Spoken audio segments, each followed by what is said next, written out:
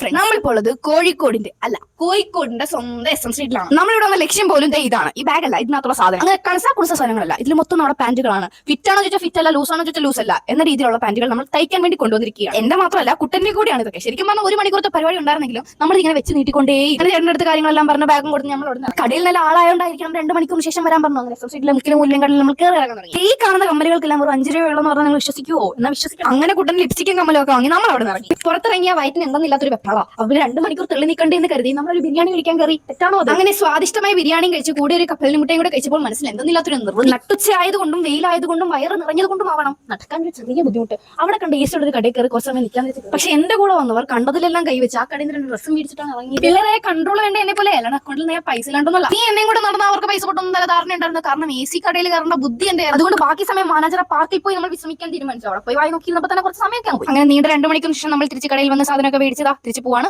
അപ്പൊ okay bye.